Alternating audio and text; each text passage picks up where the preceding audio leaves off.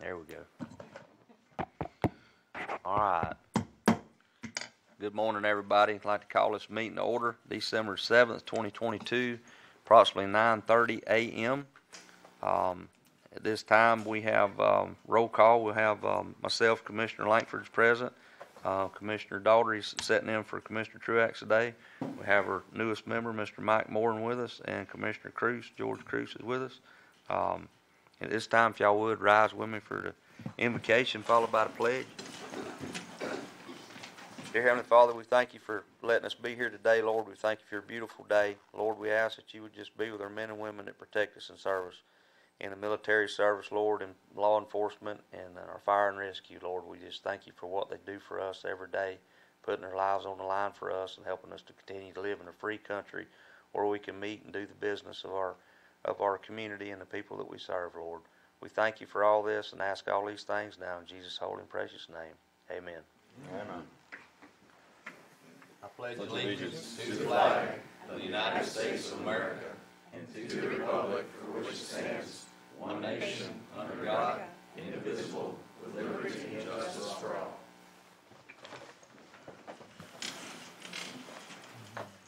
Okay. At this time, I'd like to call up our Manatee County Administrator, Dr. Scott Hopes. Good morning and welcome. Thank you for being here. Those of you who saw me with sunglasses is because I had like laser surgery early this morning on my eyes. So it's very bright in here. But really welcome back to Manatee County, the Peace River Manasota Regional Water Supply Authority. I tried to get the exact specific, but it's somewhere around 80% who visit Manatee County will return within 12 months. And you're proving that to be correct, and we're happy to host you again. And I realize that this group with Hurricane Ian, we all did double time and overtime. But what Hurricane Ian taught us is the importance of this authority and the collaboration that we have as a group of folks coming together from the counties on this coast, and how at times we're dependent on each other to ensure that this necessary resource is available to everyone. So thank you for all the great work that you do. I look forward to our continued collaboration and cooperation, and we thoroughly enjoy having you back in Manatee County. And we welcome you to join us often. Our hotels on the beach are open. We have an adequate water supply. We have more water than we need, and we're happy to provide it to others. So thank you again, and welcome, and a happy holidays to everyone. Thank you. Thank you. Thank you. All right. Any public comment? I don't have any cards, but okay. Seeing none. Consent agenda. Motion to approve. So moved. Second.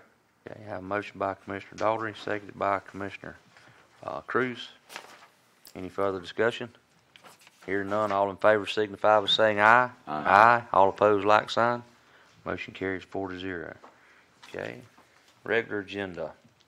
Agenda item number agenda item number 1, water supply conditions and year-end summary for fiscal year 2022.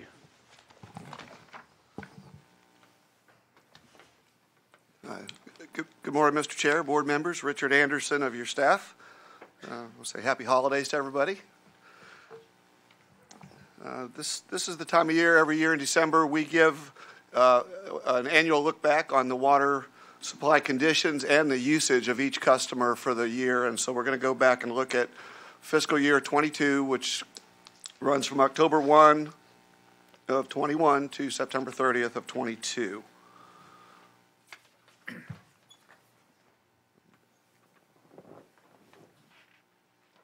Did I do that or you do that? You did that. Apologize, getting used to your new system here, which is nice, by the way. Totally. So as usual, we'll take a look at the annual rainfall. This is the monthly rainfall for the fiscal year 2022. It was shaping up to be a pretty dry year. The first 11 months from October through August, we only had 41 inches of rain in the basin. Then we had a whopping 19 inches associated with Hurricane Ian in September. So all told, we ended up averaging 60 inches of rain in the basin for the year, which was above average. Average is about 52 inches for us in the basin.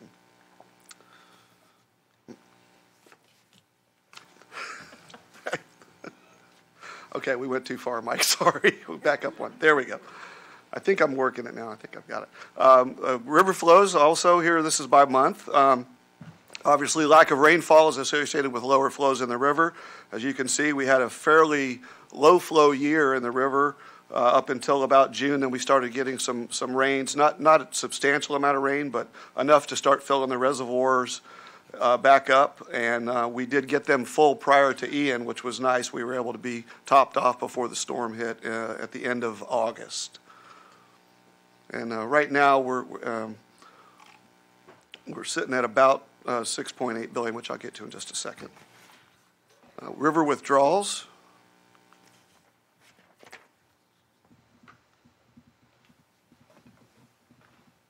There we go. Sorry.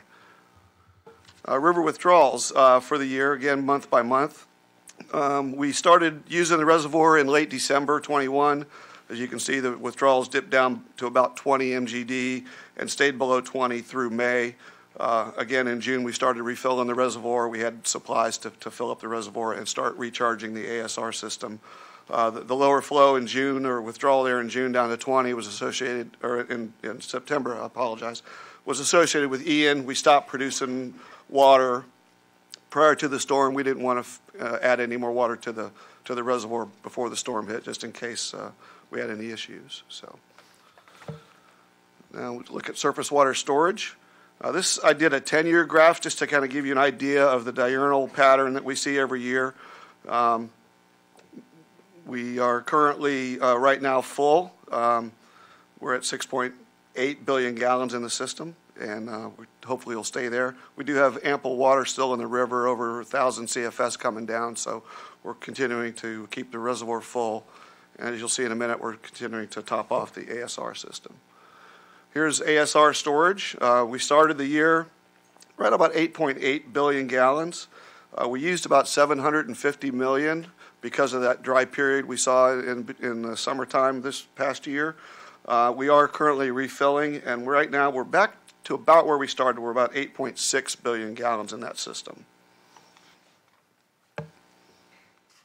And now we'll take a look at water production for the year. For the 22 water year, the authority produced almost 29 million gallons a day on average. Your county and city facilities produced almost 51 million gallons. Total of almost 80 million gallons, 79.7 million gallons for the year. About 3.5 of that was delivered by Manatee County to their consecutive customers. So the total usage for the authority customers was about 76.2. And now going through county by county, taking a look at your usage. The top table, we show your allocation in the authority or your capacity, your treatment capacity. So for example, Charlotte County has 16.1 allocation in the Peace River facility. You used 11.8. That was 73% of your allocation.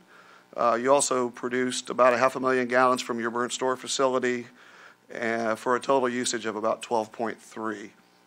And the bottom graph shows a month-by-month breakdown. As you can see, the red line is your allocation, and the blue line is your 11.8 average, and then you can see the monthly variations in your usage month by month there. And that pattern follows the same for every customer. For DeSoto County, y'all used 6.9 or 0.69, hopefully 6.9, 0.69 MGD, which was 99% of your allocation. You produced another 3.34 from the correctional facility. Total usage was just over 1 million gallons, 1.03. And Manatee County, obviously Manatee doesn't have an allocation in the authority, but what I'm showing here is your monthly usage. The blue bar shows your deliveries to your customers within your service area, and then the red shows your exported water to the consecutive customers and to Sarasota County. So you averaged about 7.6 in export water to your customers, and you served about 37.01 to your customers within the county service system. Total usage was about 44.5 MGD. And then Sarasota County. Sarasota County used 13.8 from the authority system, imported another 4 from mainly Manatee County, but a little bit from the city of Northport. County supply was about 4.1. Total usage was 22.01. And then finally, the city of Northport. Northport averaged just over 2.5 MGD from the authority. They produced about 1.3 from their facilities, and they exchanged about 120,000 gallons a day on average with Sarasota County throughout the year. Total usage was 3.85.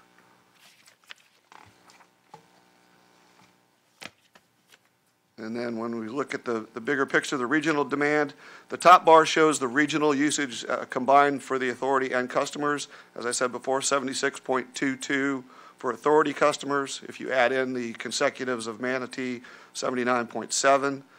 If you look at the bottom graph, that's the production at the Peace River facility. The red line's the permitted capacity of 51 MGD. The blue line is our contractual allocations with the customers of 34.7, and then you can see the monthly usage on the bar graph below there. April was our highest month. We produced just under 34 MGD on average for the month. And with that, I'll be happy to answer any questions. Board members, do you have any questions? Okay. Okay. All right. We'll move us on to agenda item number 2. Mike?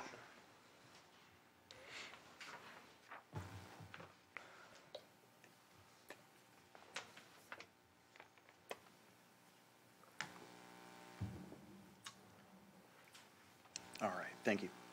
Morning, members of the board. Mike Knowles with Authority staff. Would like to welcome our newest commissioner to the board and thank everybody else for returning and continue to do service for the authority. So thank you. I'm here presenting regular agenda item number 2. This is the Regional Integrated Loop Phase 3C Pipeline Early Procurement Package. I'll go over the background of the project, what's included in the early procurement package, as well as next steps and overall schedule for the project before going to a motion to the board. Back in April, the board approved the preferred route from the feasibility and routing study for the 3C pipeline. And that same meeting also approved the interlocal agreement with Sarasota County funding the project. Then in June, we had a information-only presentation on the approach to use progressive design build, namely because we had a very short construction window of 2 years to install 9 miles of pipe, a storage tank, and pump station.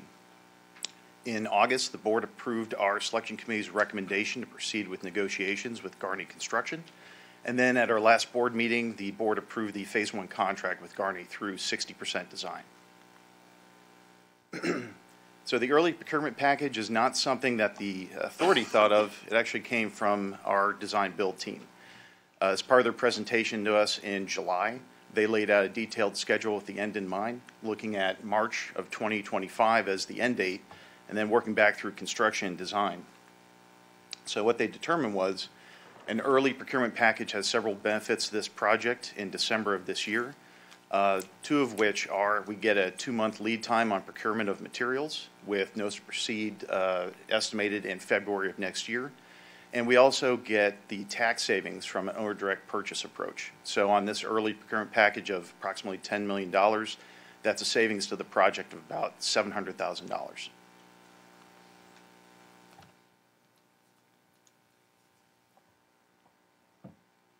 So the early procurement package would actually include items related to the pipeline, including raw materials, as well as finished pipeline. It would include 42-inch butterfly valves, and then items for our pump station, including the pumps, switch gears, and generator. So the $10 million for this package, this is already included in the existing allocated budget for the project, but what we're asking for a motion for is to allow the authority to do owner direct purchase of these materials. So if the early procurement package is approved today, our next presentation to the board is going to be February for the Phase 2 contract with Garney that would cover final design and construction, all aimed at delivering the substantially complete pipeline in March of 2025. I'd be happy to entertain any question the board has before we go to the motion for the early procurement package. Board members, any questions? Mr. Chairman, Yes, sir. I move regular agenda item number 2 as recommended by staff. Have a motion by Commissioner Daugherty. Do I hear a second? Second. Second by Commissioner Cruz. Any further discussion? Hearing none, all in favor signify by saying aye. Aye. All opposed, like sign. Motion carries 4-0.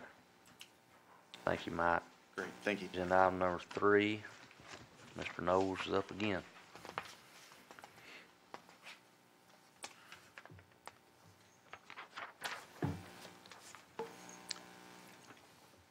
For the record, Mike Knowles with Authority staff presenting regular agenda item number 3. This is the Regional Water Treatment Plant Expansion Project Update. I'll cover a brief background on the project to date, talk about the work order that we're requesting a motion for approval on with Brown & Caldwell to proceed with a design criteria package and pilot testing. And then I'll discuss the next steps and overall schedule for the project before going to a motion to the board. So back in April, the capacity optimization study was presented to the board with our treatment alternatives presented. Then that report was finalized in June with those treatment alternatives ranked and the authority proceeding with the top alternatives. In August, the board approved the surface water expansion supply project, which includes PR3 and a water treatment plant capacity increase. In October, we discussed the need for this work order with Brown & Caldwell to keep the water treatment plant capacity increase on track. So the scope of work with Brown & Caldwell, while there's several items related to the scope, the main purpose is to complete pilot testing of new technology at the water treatment plant and to develop a design criteria package or preliminary engineering report. So our current process at the water treatment plant includes conventional treatment at 4 plants. These plants are either running at full or off. There's no ability to turn down, or not much ability to turn down. So the excess treated water is stored in our system. One of the treatments, new technologies we're looking at for the authority would be a switch to membrane filtration. And that would allow the plant to not be completely turned down, but to be stepped down in increments. So we thought the best way to describe pilot testing is like buying a pair of shoes. So you need to buy a pair of shoes, you look at the price, is it available? But ultimately, you have to try it on your foot to see if it fits. And with the holidays coming up, if anyone's interested, the Louis Vuittons on the far right are about $10,000 a pair. So out of my budget, but. So similarly with the new technology, we're going to try to see if it fits with Peace River Water Source. That includes up to three pilot plants set up at the water treatment plant. And as part of the pilot testing, the results from that, as well as the design criteria package, will include analysis like life cycle cost, comparing this new technology to our current technology, what kind of operational flexibility that new technology can give us, and then if it's going to help us meet future regulations, especially if PFAS becomes a major issue for all water treatment plants. So all of this is aimed at helping the authority decide and evaluate different treatment alternatives, aimed at October of next year, finishing the design criteria package. So if the work order is approved today, the authority would be back in October to display the results of that pilot testing and design criteria package. I would be happy to advance the slide and answer any questions that the board might have. Okay. Board members, any questions? Okay, hearing none. I have a quick question. We're running pilots on multiple different options, 4 different pairs of shoes, for instance. There's no other water treatment facilities any place where, like, for instance, Manatee County, where we have a general idea of which one's the most likely option? Like, we don't have a case study on this, we just have to run multiple tests on multiple different options? Well, the advantage of doing a pilot test with your particular water source is, Manatee's got Manatee River.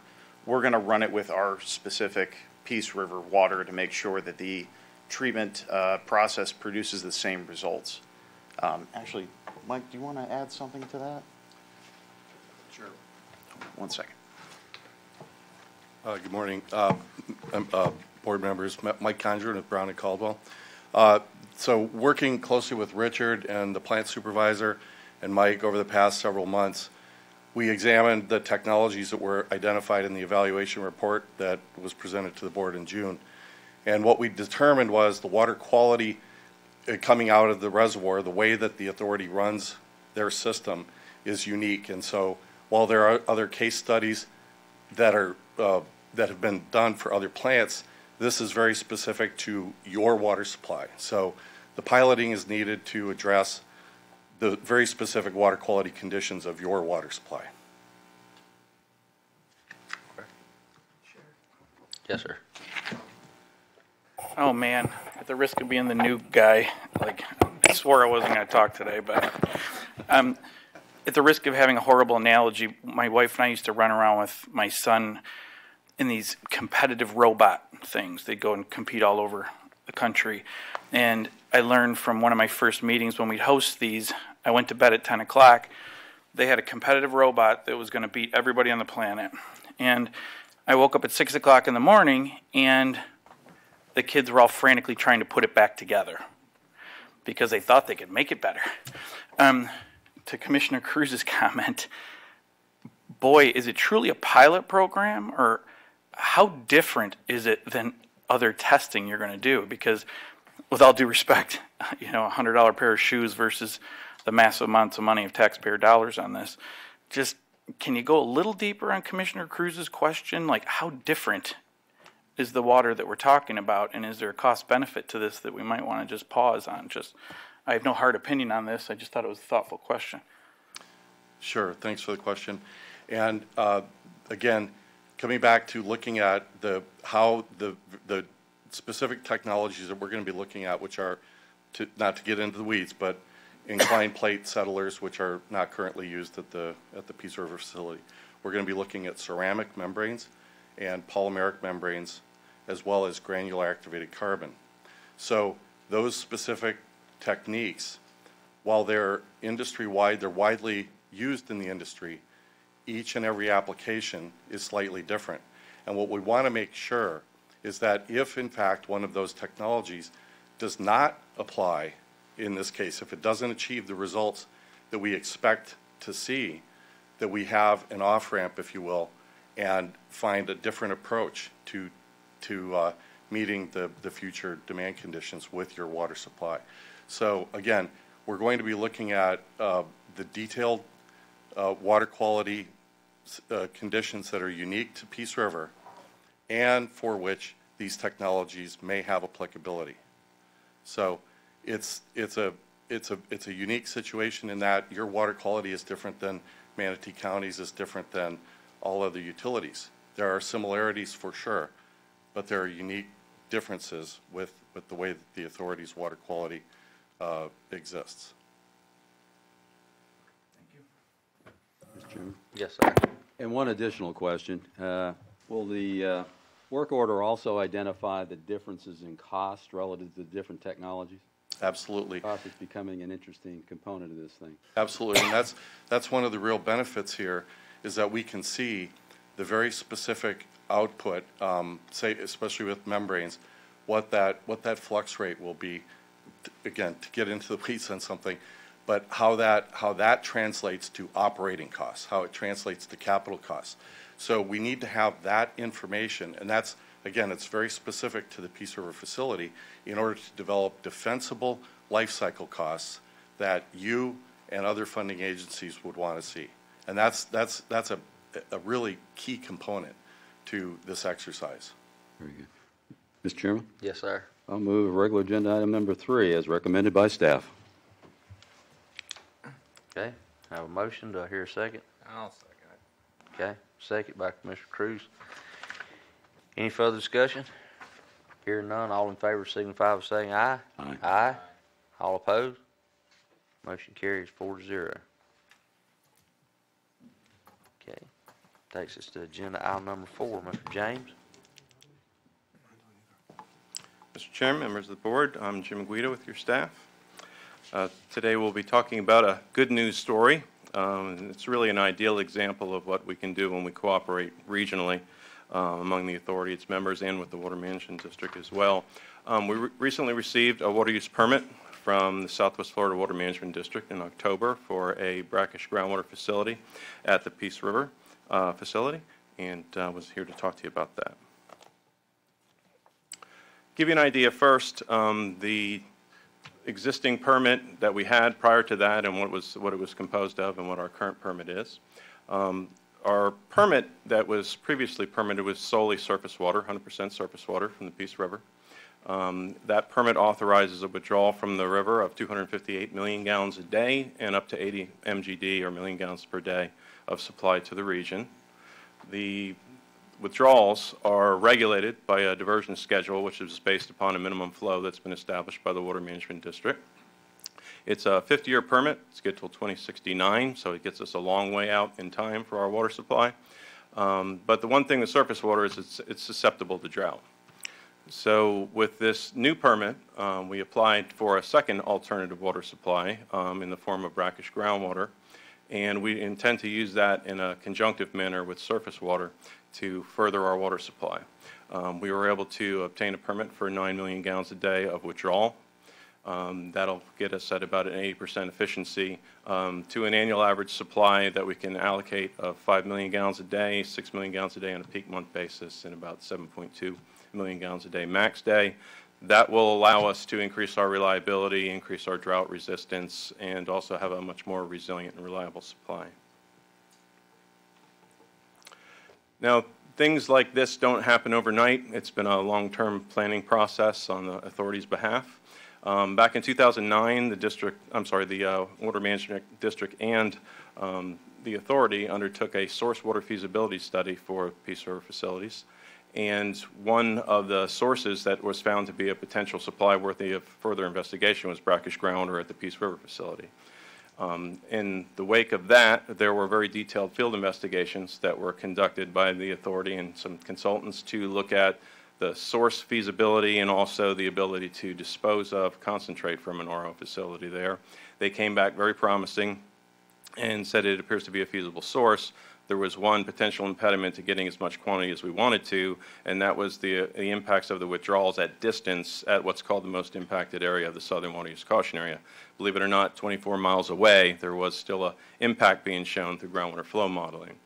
Now that source was put into our integrated regional water supply plan. It's been in our last 3 plans. It's been in SwiftMud's last 3 plans as well. And so more recently, as everyone knows, we're all experiencing a great increase in demands in the region. Manatee County has supplied water to Sarasota County for many years, but that contract is coming to an end in 2025. Sarasota County thus had to make up supply, and so they looked at a host of options, and one thing they looked at was relocating some quantities that they currently have permitted. So if you look at the area that's kind of in the red in the upper kind of northwest portion of the map here, that's what's called the most impacted area of the Southern Water Use Caution Area. Within that area, you cannot get new groundwater withdrawals, and you can't, even from a distance, get new groundwater withdrawals if they impact that area. That's what I was just describing on our earlier planning evaluation. But the interesting thing here is that Sarasota County has a facility at the University Parkway wellfield on the western part of the MIA, and the county evaluated whether they could move that away, 19 miles away, down to the county's Carlton facility, which is 12 miles outside of the MIA. And when they did that, they found that the amount of impacts they had in the MIA, of course, went down considerably, and the withdrawal impacts from that distance were very, very small, and so there was actually a net recovery within the most impacted area, which works directly with what SwiftMud's been trying to do for many years in their SWCA recovery strategy. So not only were they able to move the 2 MGD and maintain that, but they were able to get another 6.25 MGD of withdrawal and still maintain that recovery in the MIA. So they intended to apply for a permit to do that, and we also were aware of this through communications that we would normally have with the county, And so we undertook some additional evaluations at the authority of, well, if there's still quite a bit of recovery in the MIA, could we actually get quantities to achieve the quantities we've been wanting to get at the Peace River facility, given what the county was planning on doing. So we did a series of models as well, and the groundwater modeling told us again that we could get 9 million gallons a day and there would still be recovery in the MIA, and the district would still be able to achieve SWCA recovery as required by its rules. So the good news was we were able to ourselves end up with a 9 MGD permitted withdrawal. And the reason that is we're 24 miles away from the MIA, so we're even farther away. And so the beauty of that, again, is the farther you get away, the more the impacts would attenuate. You wouldn't have such an impact upon the MIA, and that is why we're able to get that quantity. So once we knew that, we coordinated with Sarasota County and with the Water Management District. We coordinated our permit applications, went through a series of pre-application meetings, and ultimately the county obtained its permit, and we also obtained quantities for the authority as well, and there was still SWCA recovery. So I mean, truly it was a win-win type of situation, which we're very pleased that that long-term planning is now panned out very well. Good news also is that RO facility is actually in our 20-year capital needs assessment, and it's included in our facilities master plan at the Peace River facility as well. As I mentioned, there'll be about 5 MGD of allocable quantities on an annual average basis, 6 MGD on a peak monthly basis, and about 7.2 MGD on a maximum daily basis. As a result of that, we're estimating cost at about $110 million for that project. And the timeline would be from the point if the authorities board says, let's go, it would be about 5 years to bring that source online to start providing finished water to the region. That's my overview. If there's any questions, I'd be happy to answer them. Okay. Board member? Just an information item. Okay, hear none. Thank you. Agenda item number 5, Mr. Coates.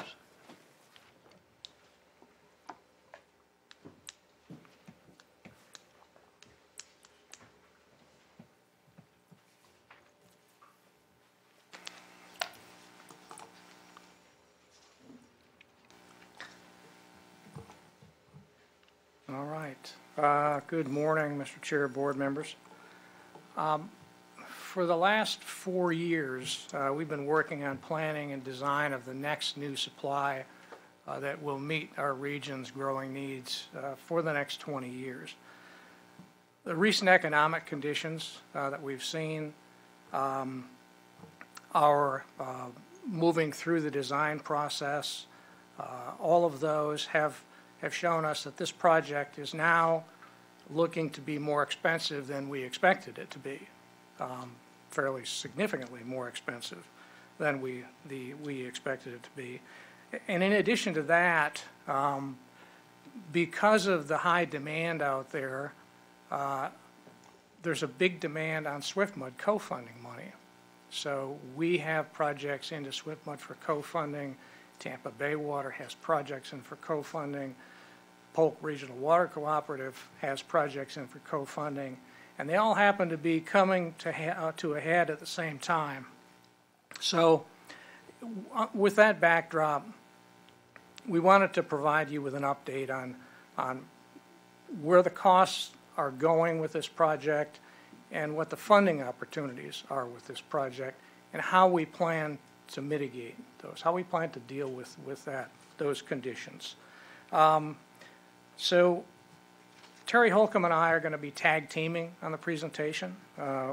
What I'm going to do is go through current and projected demands that we have from our customers. I'm going to be talking about new capacity from our customers that drive this project and drive the schedule on the project. I'll be discussing updated project costs, updated SWIFMUD co-funding availability, and what that means to our local funding share and the potential rate impacts that we may see with this. Terry's going to discuss cost control options, outside funding opportunities other than SWIFMUD, and some supply alternatives.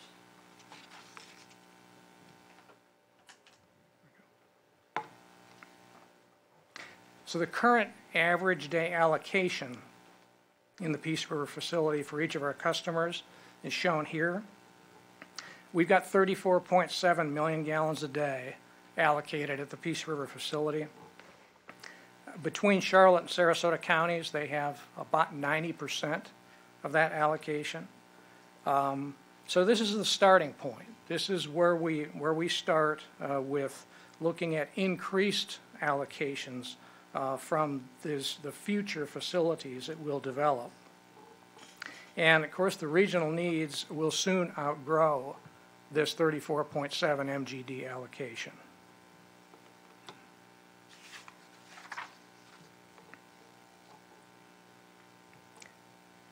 Those increases in needs from our customers are handled through the Master Water Supply Contract. Specifically, this is Exhibit C. And what customers do is every January they provide us with a 20-year projection on their water supply needs and how much of those needs they expect the authority to meet. And the first 7 years of that projection, whatever is shown in addition to what they've already got allocated in the Peace River facility is something that we have to develop for them as a supply. So this shows just that 7-year period, but of course the planning period goes out to 2042. And obviously the needs don't stop at 7 years. So the current planning, current 7-year period goes through 2029.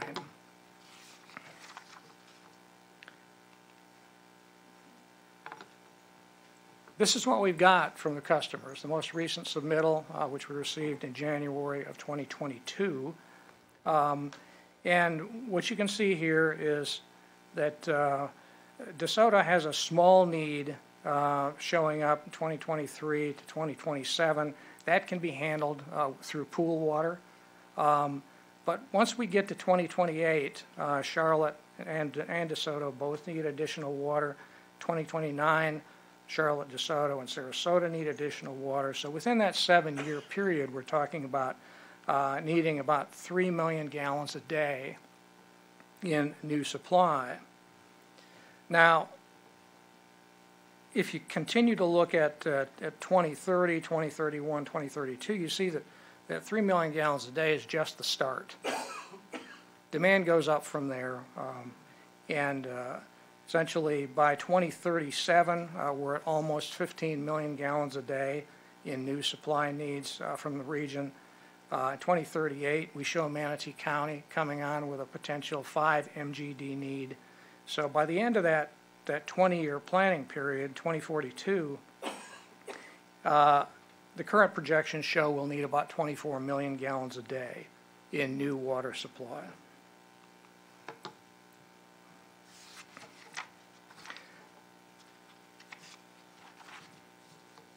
This table shows what a revised Exhibit C in the Master Water Supply Contract would look like. The current Exhibit C in the Master Water Supply Contract shows all zeros. Nobody's needed anything up until this last submittal. So this is something that Mr. Manson has sent out to everyone with our modified Master Water Supply Contract. This is included in there. But this is the vehicle that gets us started on these new water supply facilities. The lion's share of which, as you look down, is going to be to Charlotte and Sarasota counties.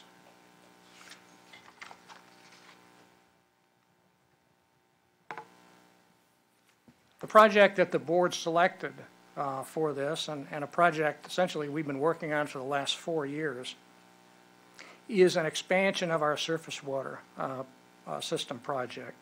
And that includes a new 9 billion gallon reservoir on the RV Griffin Reserve, a new pump station on the river, pipelines to connect all of that up.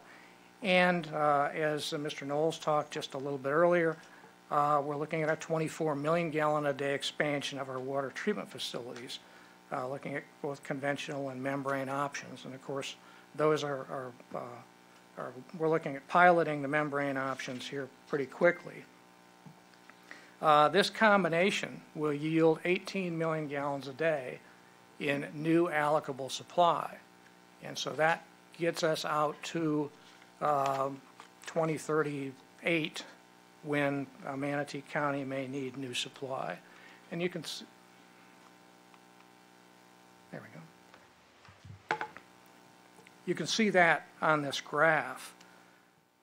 The customer's new supply needs are those dotted lines down on the bottom. And the orange line is the sum of all of those.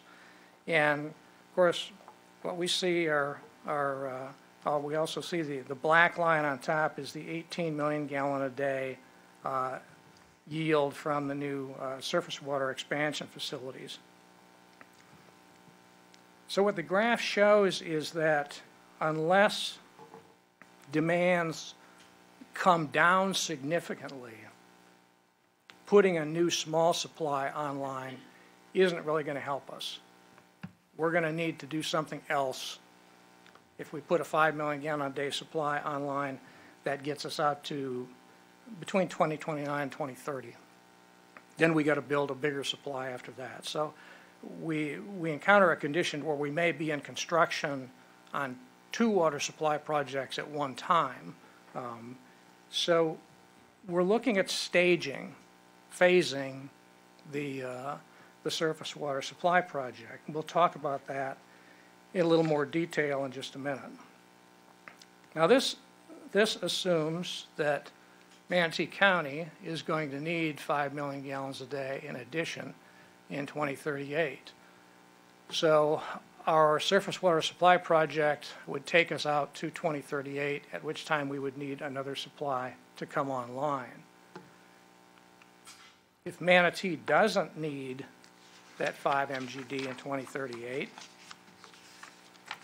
that surface water supply project, according to the current projections, lasts all the way out to 2042. So it lasts all the way through the 20-year planning period.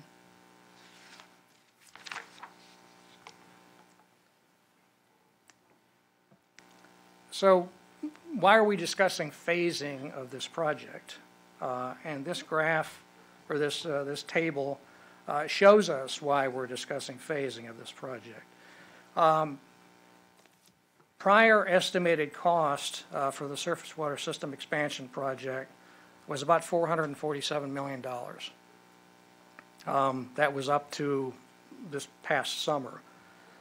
We anticipated about $217 million from SwiftMud for funding, roughly a 50% match, which would have had a local share at about $230 million.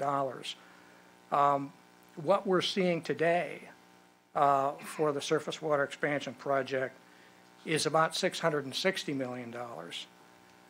In addition to that, SwiftMud is running out of money. They are only able to commit about $112 million to that. Now I say only $112 million. That's a lot of money, but it's not the 50% share that we have enjoyed in the past through our partnership. We're certainly grateful for the money that they provide, and so not trying to disparage that, but it's just not what was expected. The local funding share in all of this looks to be about $548 million. Now, the cost increase that we've seen for that surface water expansion project are really associated with project contingencies. Those are things like market volatility, and we see a lot of market volatility today. Will that continue? Who knows, but we've got to roll that in. It includes high inflation and escalation of the costs up to the midpoint of construction for this. And of course, change orders for unforeseen conditions.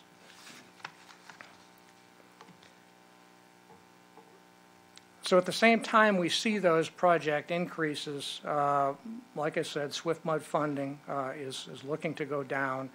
And I'm going to talk a little bit about why it's going to go down here in this next slide.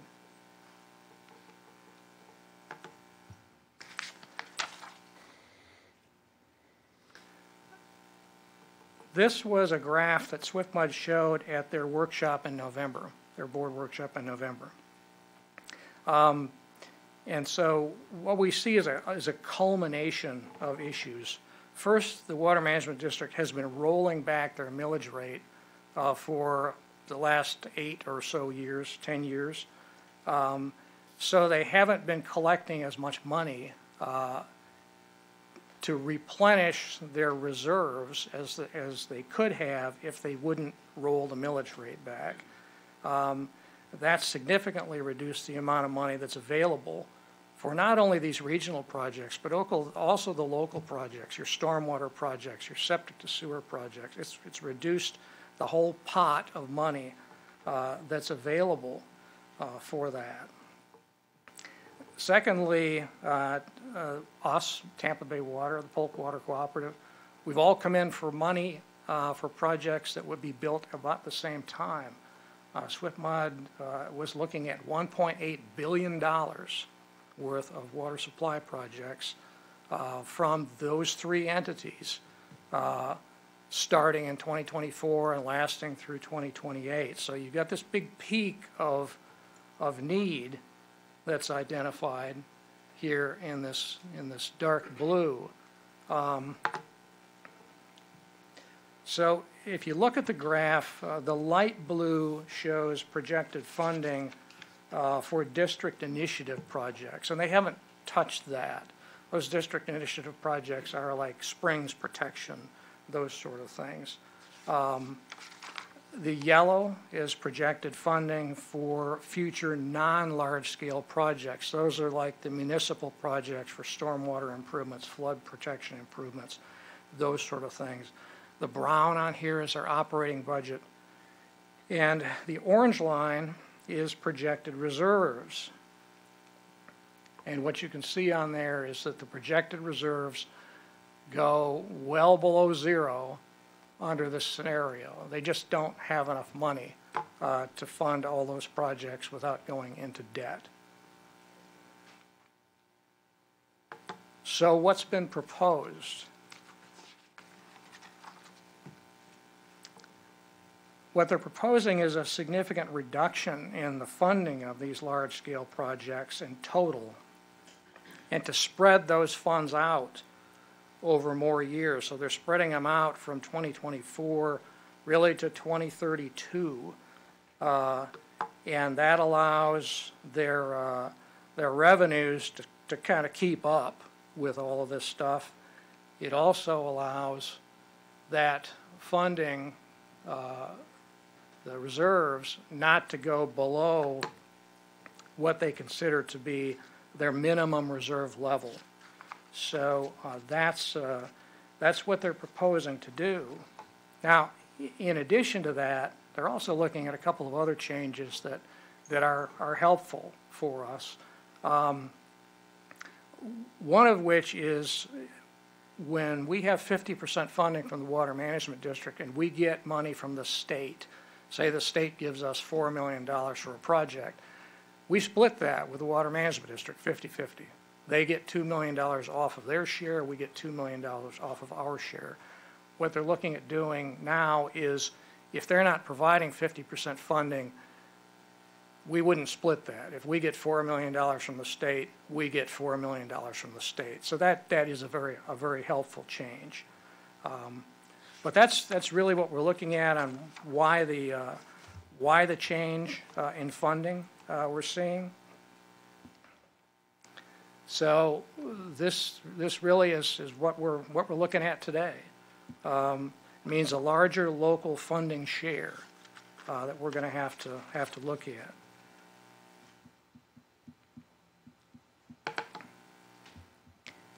Now, that the change in local funding share means that we have to borrow more money, and that's going to increase debt service costs. Today, the authority carries about $175 million in debt, and that debt is connected to the projects that are shown there, the debt service water supply and debt service on the pipelines. In practice, each customer carries a different share of that debt because everybody participates somewhat differently in each one of those projects. But for comparison, what we've done here is just looked at the homogenized debt service cost. We rolled all the debt service into one pot, and we divided that by the allocations, the total allocations in the facility. And what you can see is the current debt service component of our base rate is about 92 cents per 1,000 gallons of allocated capacity. The other component of the base rate is fixed operation and maintenance, and that's staffing, that's insurance, that's taking care of the facilities, and that's allocated based on each customer's pro rata share in the water supply facilities. That's $1.32 a 1,000 gallons. If you sum those up, you come up with $2.24 a 1,000 as a homogenized rate for our base rate. But these projects are mostly going to affect that debt service component. So we'll look at how the future debt service might compare with that 92 cents a 1,000.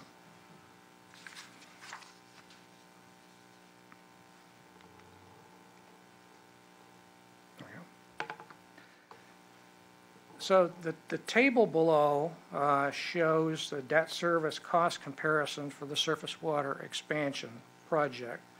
The assumption here is that new project debt costs don't affect the water rate until 2029. And that's because we don't expect to have the full capacity of the system online until 2029. So prior to 2029, we may borrow money, but that interest is capitalized. There's no effect on the water rate until 2029. We looked at multiple funding options to minimize rate impacts, particularly in the early years, to try and kind of grow into this. And had our rate consultant Stantec run our model. And I want to emphasize that the information in this graph is not an endpoint, it's an example of what we're likely to see here. And it's also not customer specific. This is the homogenized version of it. So what we see in this, the first line on here, that $230 million project debt, is what we would have expected with the project at $447 million and about 50% funding from SwiftMud. We would see an additional debt service cost of about $1.03 per 1,000 gallons. That would total up to about $1.95 in total for debt service.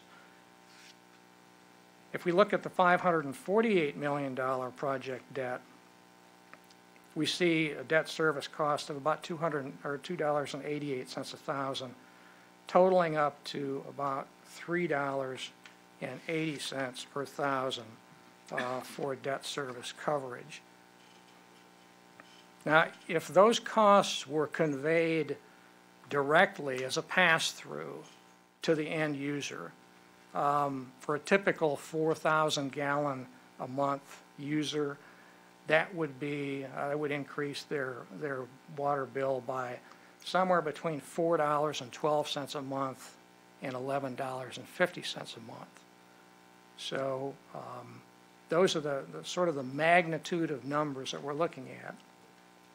Now, we don't expect them to be passed through directly like that.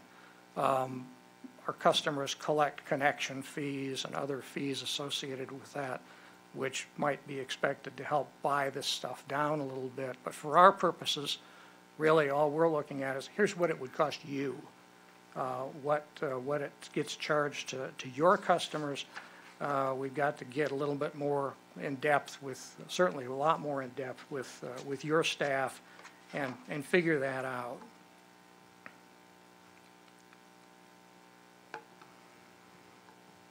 Now, for the surface water project,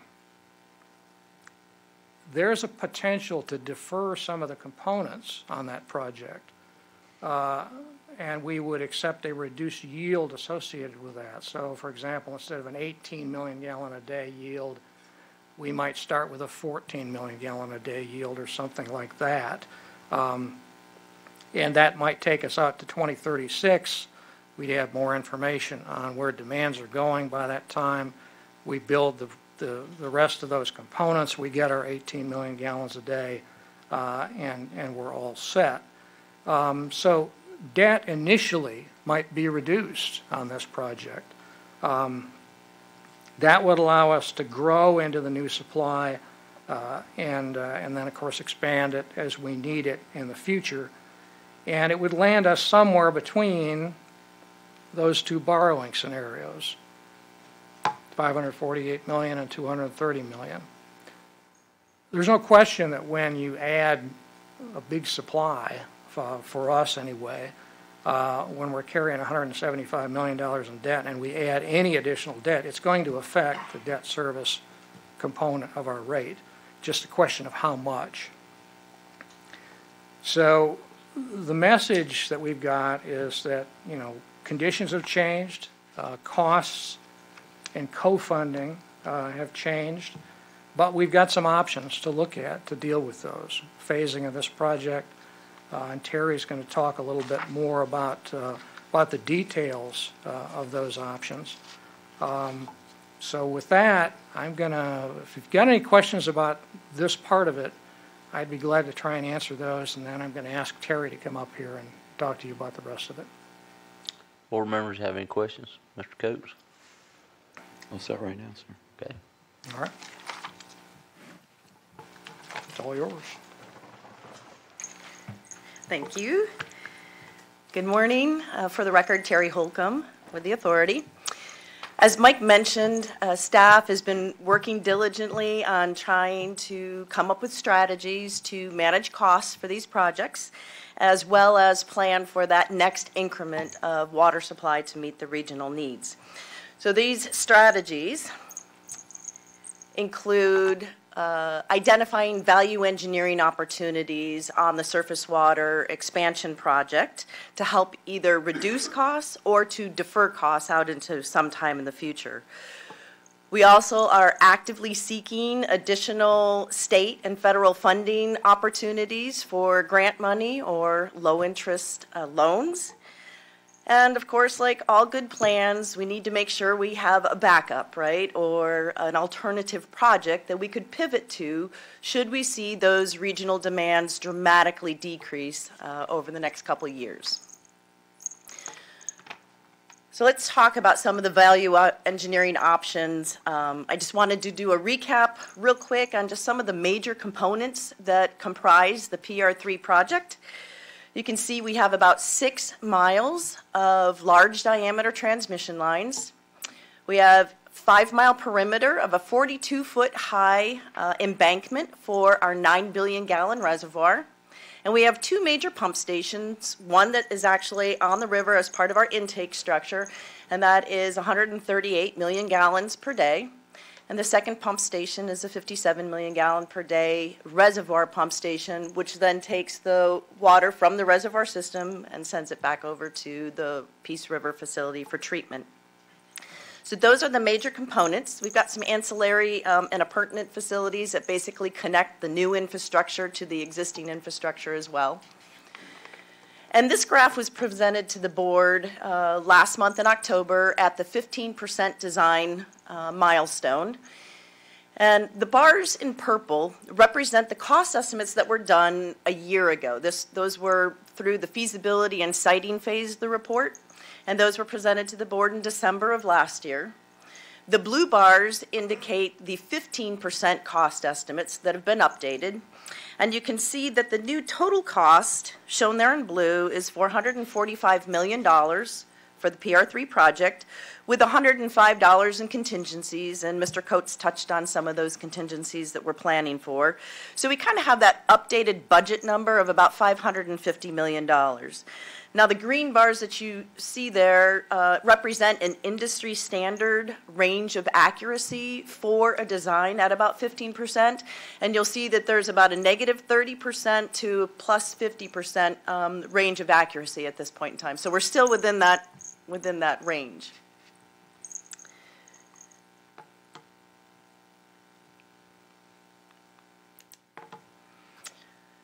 So what we wanted to do is kind of run through this table of options that we've identified for either cost savings through removing items from the project or deferring items from the project. And you'll see the options are listed in the left-hand column with the potential cost reductions in the middle, and then the effects that that would have on the project as it stands at 15%. So that first option is to defer the construction of the river intake and pump station. This has a potential reduction of about $41 million.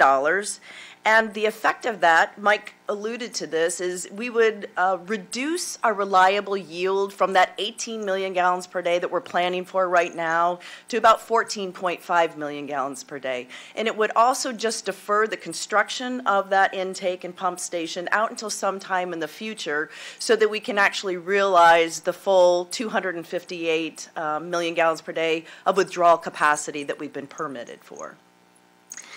The second option there is to reduce the intake pipe from an 84-inch diameter down to a 66-inch diameter pipe. That's about $10.3 million in savings. And the effect that that would have is basically less operational flexibility within the system. The 84-inch diameter pipe would allow us to send all those future flows through that pipeline. If we decrease that size, that means we're going to have to use our existing lines as well as that to get the full 258 ability to send to the new reservoir number 3. So just a little less operational flexibility. The third item here was surprising to me, but it basically has to do with materials of construction. At 15% design, the consultant had all of the service roads. That includes over the intake pipeline to Res 3, the perimeter road around the base of the reservoir, as well as the crest road at the top of the reservoir. They were all planned to be asphalt roads. By changing the materials of construction, going to grass or to soil cement at the top of the reservoir or shell rock base, we can reduce those costs by about $11 million. And again, the effect would just be probably an annual increased amount of maintenance fees because we'll have more maintenance associated with the service roads. The fourth item there is to reduce the length of security fencing. The 15% design has approximately 11 miles of security fencing to go around these large infrastructure projects. It went out to the edge of the RV Griffin Reserve itself. By necking in that fencing, we can reduce that length to about 5.7 miles of chain link fencing, and it abuts right up to Reservoir 3. Saves about $7 million in costs, and it has really no appreciable effect on the project. The next two are related to a 54-inch gravity discharge line from reservoir number 3, one that would go back to the reservoir pump station. The other 54-inch line is a discharge that would go into the north side of our existing reservoir number 1. Those two projects are for operational purposes. The gravity feed line that goes back to the pump station is something from an operational standpoint. We would take advantage of those energy savings by being able to gravity feed back to the plant for about 3 months out of the year based on an average year's water conditions. The other 54-inch line actually gives operational flexibility. It's more on water quality control. By putting a line into the north lobe of reservoir number 1, we prevent short-circuiting of the water in the reservoir, drawing it out of one lobe, and we can circulate it, just get better water quality. So those two projects combined are about $10 million worth of potential savings. And again, the effect is a little less operational flexibility. And you know, we had design charrettes. We are engineering, water resources, and operations teams all met with the consultants through several design workshops, charrettes, to talk about all of these components. And of course, you always go onto the car lot wanting all the bells and whistles on your vehicle, but you really kind of compromise and come off that car lot Mike uses shoes, I'll use cars. You come off that car lot with what you can afford for those items that you really want to have that are important. And that's what we're doing here. We're looking at those items that, yeah, it would be great to have, but we don't need them right now. The last item there is cost savings associated with the water treatment plant expansion project. And as you heard earlier with Mr. Knoll's presentation for the design criteria package, we won't have a design started or initiated on that through the pilot testing until sometime in the spring.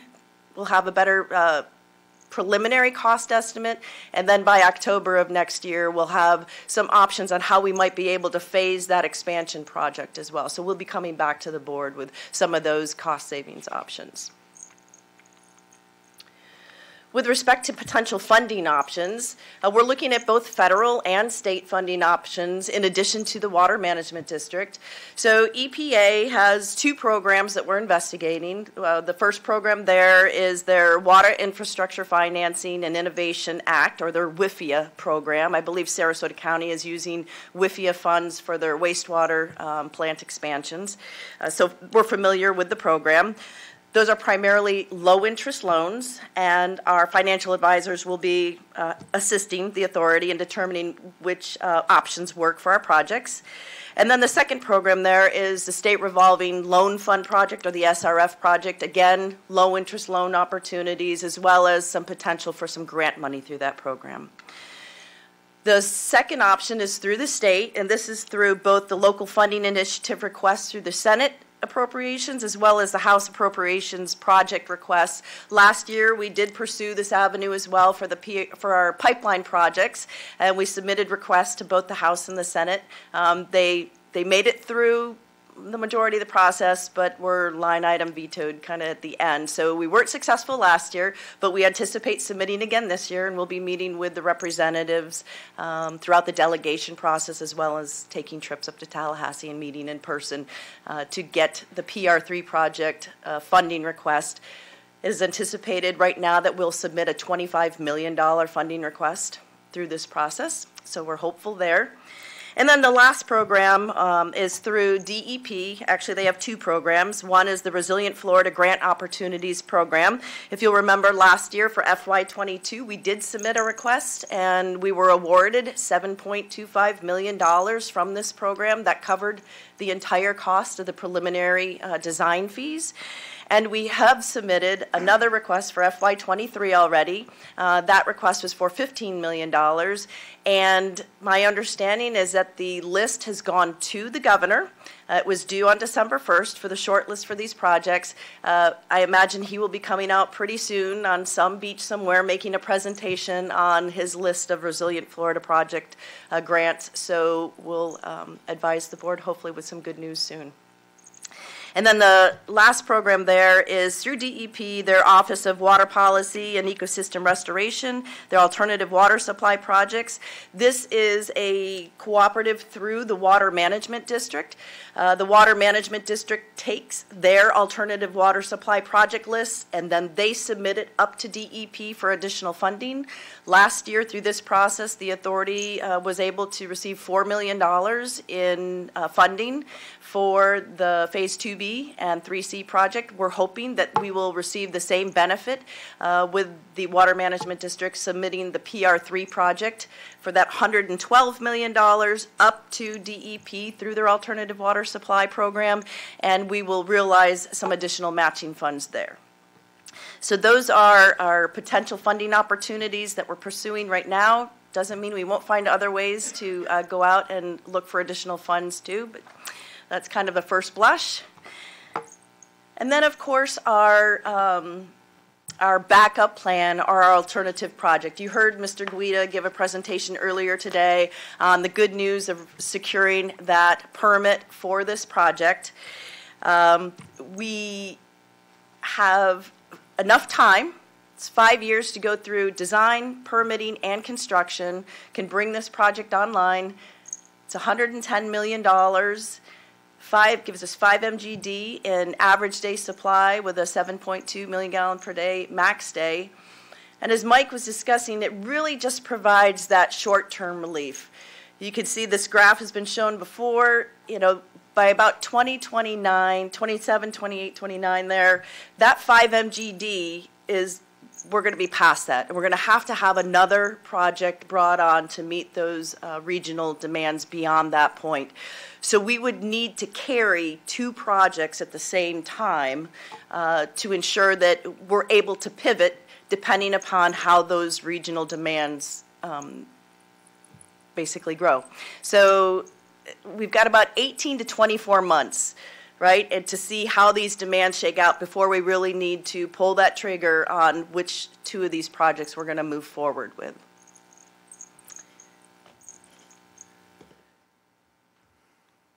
So what are our next steps? Well, we're going to continue the preliminary design and value engineering for the surface water expansion project. We're also going to pursue additional state and federal funding opportunities.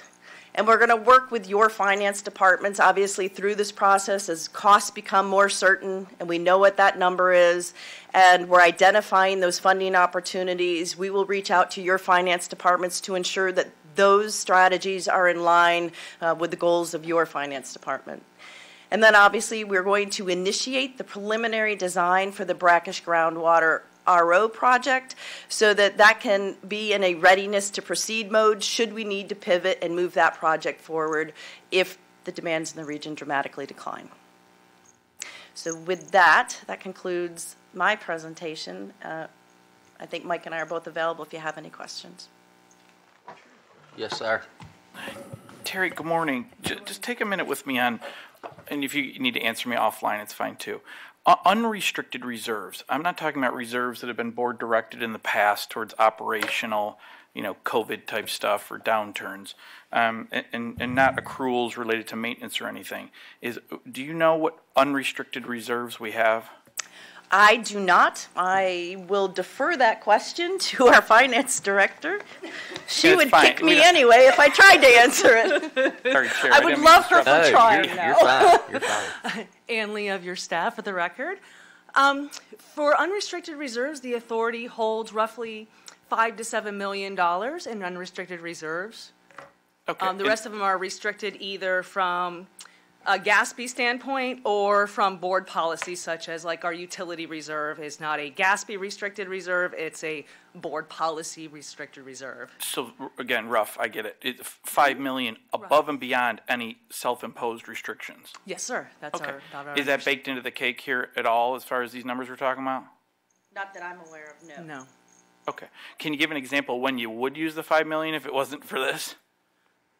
We haven't had to use it in the past. A lot of time our unrestricted reserves are used to mitigate budget impacts through our budget process, so we can decrease those type of impacts through transfers from our general fund to the CIP like we've done for the last couple of years, or at times we're taking them from the general fund to our disaster recovery reserve or our utility reserve fund to meet board policy. Got it. No, that's great. Thank you, Chair. Just if I could have one more. And so, Terry, that one of those last few slides is super helpful of going after other funds. Are you comfortable that state and federal, that we know of all the fund sources?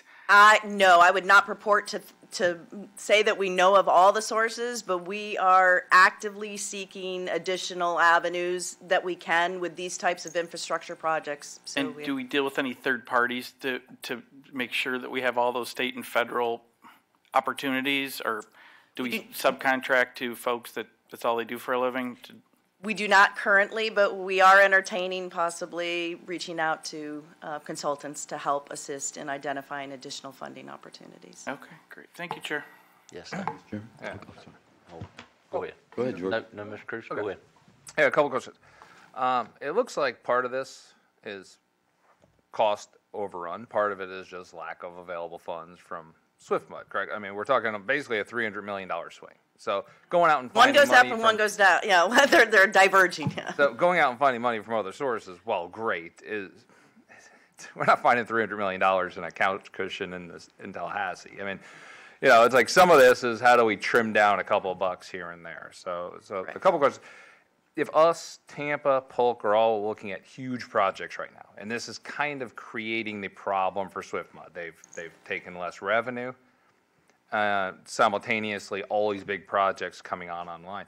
Have we had talks with them about, hey, what can you do for us if we're the group that's potentially willing, and I don't know where our timing lies in terms of cushion, if we're willing to hold off for 24 or 36 months, take care of Polk first, but make sure you take care of us fully next, and we'll figure out how to manage this in the near term. Has there been conversations like, hey, 3 big projects all coming on at once does not make sense to SwiftMud? What if we're the group that says, hey, we'll stand down for 24, 36 months, slow things down a little bit, but make sure you're giving us our full funding next as a compromise? Have we had that conversation to at least bridge that portion of the gap? I mean, that also may start bridging some of the $200 million if things start easing up, because 1, you have general inflation nationally. 2, you obviously have inflation just based on 3 major water authorities trying to do virtually similar projects with similar labor and materials simultaneously. That may trim some of our $200 million overage and may help us with the $100 million underfunding from SwiftMud if we're able to negotiate with them to delay our project. So I was in those meetings. We did have a number of discussions clearly before we brought to the board that their funding is decreasing. So the longer we wait, this is a long-term issue for SwiftMud. These funds will basically go down to maybe 5 or 10 million a year, period. All of their reserves are being spent over time. So there's no new money that you're going to see coming into that if you wait. And in fact, it could go the other way around. We could end up with Polk because of these. Now, what the SwiftMud says is, hey, we're not going to increase Polk or Peace or Tampa Bay Water on your cost increase because there just isn't more money. So we're staying at what we have available, and we'll guarantee you that money. And that was the conversation we had with them, if it's still there. But if the project gets pushed in the future, they're also funding other projects rather than just these 3 big projects. These just take up a lot of the money. You don't want to get into a zero fund argument, and you're not saying this, but I'm saying the only alternative would be to compete with the other 2 projects and just try to say, can you prioritize those? And what SwiftMud has said is, at this point, no, we're locking in how much we said we'd be able to give you, decreased by the fact that we were anticipating more funding coming in. And their issue is they've got a rollback statute. So even if the value of property goes up, they're required by statute to reduce back to the number that they charged for ad valorem taxes the previous year. So there isn't this ability for them to get more money unless, of course, the legislature changes that and reduces the rollback. And then when we ask that question as well, how much more money would that provide you? And it would be about $5 million more per year in annual revenue, which doesn't sound like much, but clearly adds up over time to your other argument that if you waited. But you'd have to wait a long time with the amount of money we're talking about to see any increase. Okay. So this isn't a short-term problem of a perfect storm of projects coming on. This is a long-term. Well, SwiftMud initially, I would say it's perfect storm projects, but I mean initially Tampa Bay Water got close to $1 billion worth of projects back when they initially used this what's called a NUSI fund. That's an acronym that SwiftMud had created, this extra ad valorem tax to fund alternative water supply sources. And then what we're coming to now is that reserve fund was building up over time. And then with the legislative changes during the October, I think it was 2012 or 2011, they said, no more. The district's ad valorem set, no more increases even based on property values. And so from that point on, the SwiftMud's been spending what was an $800 million reserve fund. All right, so that's clearly something we're focused on. Going forward, this has always been, matching funds has always been how we handled a lot of things here. Is the assumption that's really no longer how we're looking at things from a financial standpoint? Correct. Okay, all right. Because, one of the things we looked at was the cost reduction. I guess my question was, we called it value engineering, but have we actually engineered that to say these are real cost savings into perpetuity? You can put in a smaller pipe instead of a bigger pipe and save $10 million or whatever the number was. But at the end of the day, at some point, you're going to have to replace that pipe. Have we run longer term kind of cash flow analyses? Some things like roads okay, putting in gravel instead of asphalt probably isn't a big deal. But I don't know what the numbers are. If we're saving $10 million, but our operating expenses go up $1 million a year because we have to keep replacing gravel, at some point in time, that $10 million is not an actual cost savings. It may be cost savings today. It may look good to people paying their water rate because we saved them $10 million today, but it may, on a discounted basis, may end up costing them $20 million in the long term to save the $10 million today. They were not life cycle cost analyses, so those types of. This was just upfront those were savings, upfront regardless savings. of future costs Correct. associated And with there were some today's. assumptions with, the roads on an annual basis offset, but definitely not Correct, but if I life save cycle. $10 million by putting in a smaller pipe today, but you tell me 5 years from now I got to dig that up, put in a bigger pipe, it's going to cost me $40 million, then it's not really savings. It's, The same with deferring the pump station. It's just going to cost more in the future. We'll still have to do it in the future. this It's is deferring the cost. Do you rip off a Band-Aid kind of situation, or do you slowly bleed endless increases to replace the things we should have put in That's today? your analogy. I'm just saying, that's a real, okay, yeah, because I was just looking if there was a way of deferring this for the benefit of Swift. I mean, we don't really need the capacity till 38, and in theory, until we come online, in theory, you don't need it till 42 or 43. I mean, Manatee County is the one popping it over the next threshold, right? I mean, That 5 MGD at that ask there takes us. Okay. If that goes away, it is out to 2042. okay, because I was just 20 looking, hey, years. are there other ways that are more cost effective to work on? Us finding 5 million gallons per day, or Sarasota finding to delay things further. But what you're saying is delaying things doesn't do any good because. Not to get more funding from So Swift. at some point in time, Swift Mud basically is going to be out of the game of funding us, and Or out- it's going to become Out of the game, but they're out of the game of any kind of major funding, yeah. I mean, $5 million a year versus getting $112 million, yeah. There's a so big you're difference right. in there's $212 million that they were going to contribute and $5 million bucks. no. That's okay. Thank you. Thank you, Mr. Chairman. Jerry, would you back it up to the next steps slide? I'd just like to walk through that. Is it still up there? Is that it? There you There go. we go. Thank you. First of all, first bullet, I agree. I think we do need to continue with what we've been working on for a number of years. Keep that surface water system expansion project focused, primary focus.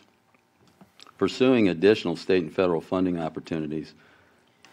Talked to Mike a little bit about it yesterday. I think that what we really need to do is sync up our legislative request, or let's call it our meetings in Tallahassee. It might not just be the executive branch, it may be the executive branch as well. And talk to everybody. Make sure we're singing from the same sheet of music, though. We have our own delegation, you guys.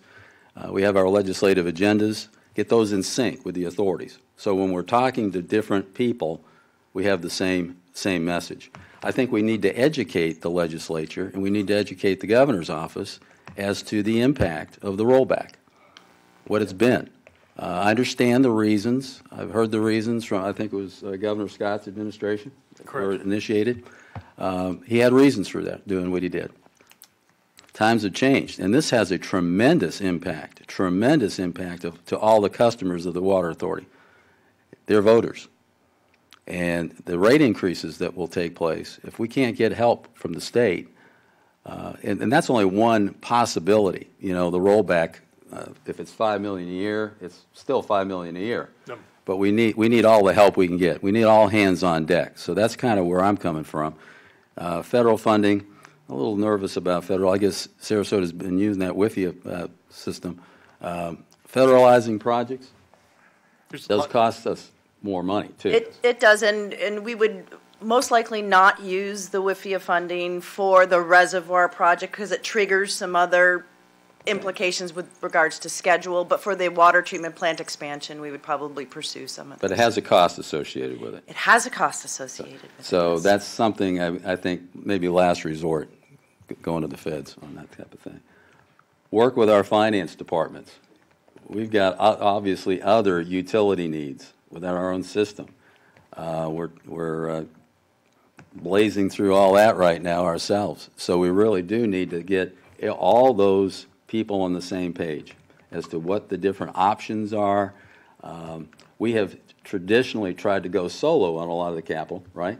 It may not be something we do this time. Who knows? The magnitude of this number, this $300 million swing, gentlemen, I kind of felt way back a number of months ago that we're going to run into a problem with cost, and I was concerned about the cooperative funding pot of money. I mentioned it into this group several times. I didn't think it would be to this magnitude, though. Never. I wish I had been wrong overall, but it's this is enormous delta. So, and as far as initiating preliminary design of the brackish water, I think that's just good planning. It just gives us something else to fall back on if we have to. But we really have got to move quickly, and we've got to get all of our legislative staff members in our own counties working together to make sure we're on the same page. So when we go to Tallahassee fairly soon, we're all singing from the same sheet of music. Thank you, Mr. Chairman. Okay. Yeah, well, I totally agree with our priorities, that especially when it comes to water, we need to get together, because I know y'all are growing in leaps and bounds, all three of y'all's counties, and I know we've got several projects coming up before us here in the near future. Some of it's going to be impacting Kings Highway, some on the south, most everything on the south end of the county, and we're juggling how we're going to take care of all that stuff. And that brings me to what Doug said about Swift Mud, them staying flat, going to rollback rate. If I go back to rollback rate every time we set our budget for the year, we go back to rollback rate, pretty soon that one project that wants to bring in 2,000 homes, this other project wants to bring in 2,000 homes. We got one that's, I think they're dreaming, but they're talking about 9,100 homes. That's way out. But if I keep rolling back and staying with the rollback, I'm not going to be able to provide services for all those new people, because I'm not generating enough income to build a new fire station, to buy some new fire equipment, to hire new firefighters, to hire more law enforcement, to fix the roads that these people are going to be tearing up and impacting. So we definitely need to work on that legislation, the Swift Mud, and see if we could get that turned around, because Florida's growing the way it's growing. We all know every time there's a new home put up, it's got to have water. So to me, that's something that we definitely need to work at as a co-op, as I would call it, as an authority. Put all our eggs in the basket and go to Tallahassee and lobby and whatever we need to do to get that legislation changed, so that we can get that money put back to help not only us but the rest of the state, because it is growing, crazy growing. Mr. Chairman, and maybe the first step for Tallahassee will be to have some flexibility on that topic relative to cooperative funding. Maybe not for operations. I don't know. I mean, maybe if they see that the counties really need this extra help on capital projects, that might be the logical first step, just to test the waters, so to speak. But that's just a thought. The other thing, too, Terry, on the projections from all of us, I'm going to ask our staff to go back and scrub their numbers, make sure we understand, what's going on. But the graphs, Mike, that we're showing on as we project out, is that based on units coming online and our allegation in the master water supply contract, or actual usage numbers? Like we're using 11.8 average, I think Richard showed on it for Charlotte County, and we have an allocation of 16.1. Right. You follow what I'm saying? Yes, I do we have a built-in safety factor as we go out into the future with actual usage? The graph that we showed is what everyone provided us for their increase. Now, for Charlotte County, your actual increase in usage, if you stayed at that current level of service, would not be 11 million gallons a day in 2042. But what's built into your increase is an increased level of service, which is why you got that larger component. So the 11 MGD isn't just growth. It's growth plus an improved level of service that my understanding is the board adopted. That's why it looks so high. Well, again, I'm going to be asking our staff to scrub the numbers, make Okay. sure we've given you guys the best available information. Okay. The only thing I'll add to that is that their legislature is going to be looking back at, I know this from the one of the senators has been asking us information about tying growth management back to water supply because of some issues in Lee County and prior to the hurricane, the idea that there were housing coming in and there wasn't water supply available for them. So in other words, it'll be tying it to your units in your growth management plan. Now, will that actually work? They've tried it before and it hasn't gone through. I'm just saying that is one of the issues that will be coming up in the new session. Okay, very good. Sure. Yes, sir. Ken, I think your instincts, Commissioner Doherty. That's your right. I still respond to Ken. Yeah, I get it. Sorry. I'm just off center on this because I think your instincts are right. And Doug, I think we're going to need your help in this with Tallahassee, because where I'm off center is there are certain statutory entities that have authority and taxing authority to carry out a public purpose, a public mission. And sometimes with these interlocal relationships, it can get a little confusing. I get it. But, there are certain entities with statutory authority to tax to carry out a public purpose. Where I'm off center is I sat on that board of SwiftMud, as you know. Mm-hmm. And there's a certain public purpose and a certain public mission and authority to tax. But then you kind of hamstring it with the conversation that we're talking about, and the trickle-down effect is, massive amounts of money and not being able to carry out a public purpose. So I think your instincts were great, is like, this is a Florida statutory clarity discussion of like, who's responsible for this, and you can't kind of sort of have authority to tax. You either have the authority to tax or you don't. And just talking a little deeper on that, because then that's going to push that down to all of us with our constituents to carry out that public purpose. You're only going to get the money in a certain amount of ways. It's either debt, tax, allocations from third parties, whatever. But I think your instincts, Commissioner Doherty, were right on. We need clarity from the state of aligning and making sure we're all rowing in the same direction on this. That's right, sir. Somebody's going to have to pay the bill on this, and how do you properly do that? And it's spread out properly among the constituents in the state of Florida of who's paying for it. But again, sorry, no ask there, not even a question. But I think we're just really need clarity on that from the state, if you ask me. Okay. Thank you, sir. All right. Anybody else? Y'all have anything else? Nope, that's the end of that discussion, but thank you very much. That was a fun one. Yeah, y'all, that was just y'all done a great job, and it's clear as mud. Okay, that brings us to our general counsel's report. Oh, I like that clear as mud to the general counsel's report. I know exactly where we're going here. Yeah. So the only thing I wanted to update you on is the update to what is going to be called the third amended master water supply contract. I had an all councils meeting, meaning all of your lawyers on the phone, or actually a Zoom call, and we went through the document. I find that so exciting and titillating, go page by page through it. I'm sure you're all glad you weren't there, but it was actually very helpful, and your staffs were very helpful, and they had a lot of good changes and modifications from the lawyers, fine tuning the document. A group of counselors is always better than one, and so we're going to be producing a draft to be circulated to your individual boards to your lawyers on Friday for them to review. So we're cleaning up things that we found there, and then addressing some of the issues that were raised. One of those issues had to do with a conservation rate. And if you recall what a conservation rate is in the agreement, it's currently at the Master Water Supply Agreement at 10.4. It's for if someone has an exceedance over their allocation, the annual average allocation, peak month, or maximum day, then the board and the customer shall pay a conservation rate. So it's over and above. So you've used more than your allocation that you purchased.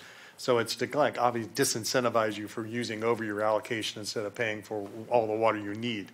The discussion there was, should we, there were some questions about it, and I've responded to those questions. One of them was, well, should that provide for May, that the board may assess and customers shall pay a conservation rate to create flexibility in there. So that's something that we talked to on staff. We would think that would provide there is already a provision in there that says that there's an emergency declared by the board by resolution that's waived. But it would also give you more discretion to be able to waive it for, they come in and in effect, come in and tell you, staff may recommend, but you would hear, well, should the conservation rate include these things? Now, you set that conservation rate and how it'll be applied every year annually in your water rate document, and that's provided for in the agreement. This is just to create the potential for more flexibility by the board. So to change the word shall to a may. I recommend it. I think it provides you, the idea is the bad player who is constantly using more than their allocation but doesn't buy the allocation. It's not to penalize somebody because their plant was down and they needed more water, or because, something happened and for whatever reason, your filters were offline and you had to use the water more than you normally would. So those kinds of things could be taken into account more easily if the word was may instead of shall. Okay, yes, sir. And for the benefit of the public, it's a penalty that we'd be talking about, as opposed to they're paying for the water I'm that sorry. they're using. They're always paying for the water. This is a penalty above the normal charge for water. You're right. I'm sorry, I should have said that. Thank you, sir. But, it's not a vote issue. I just wanted to, if anybody has any real opposition to the idea of using the word may instead of shall, I'd want to know that because I was going to include it in the next version of the document that I send out. Okay. I have no problem with it. Okay. We'll see, Thank you. We'll see what everybody says back home. Right. No, absolutely. This isn't a vote. I'm just seeing what people have to say. I don't want to create controversy, as we've talked about. This is an update document. We're not trying to do a lot of new stuff, but this did seem like a tweak or a clarification that would be helpful. Great. Thank you. I don't have anything further, but except for Merry Christmas. Merry Christmas. Okay. Yes, sir. Mike, you have anything? Other than to echo Doug's happy holidays, Merry Christmas, enjoy it, I don't have anything else. Okay. All right. Board member comments? Just enjoyed being here again, sir, and always do, and wish everybody a great holiday season, Merry Christmas, and stay safe. Okay. Commissioner Cruz? No, just Merry Christmas, Happy Holidays. Thanks for coming to Manatee County. Welcome on board, Commissioner Moran, and have a great break. All right. Commissioner Moore? Yeah, thanks. I'm thrilled to be here. Hopefully I give a unique perspective. When I sat at Swift Mud, I was dealing with Peace River, obviously, in Sarasota County, and then now all of a sudden I'm at Sarasota County, and now sitting on this board, so it's just kind of cool and weird. So hopefully I can bring some value, and I look forward to future discussions. Go find us $300 million. Yeah, really. Yeah. Thanks, Al. Yeah, that's your task. Being a newbie, you got to find us the money. Congratulations, and we look forward to serving with you and welcome aboard. And you've said more today than I've said in about 8 years, I think. But anyway,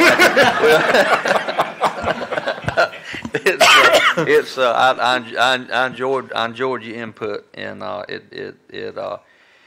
four heads is always better than one for sure.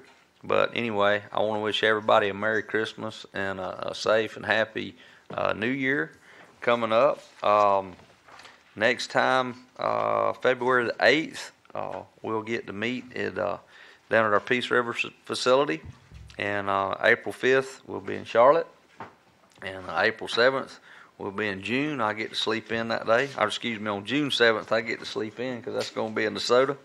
And August we'll be back in Manatee.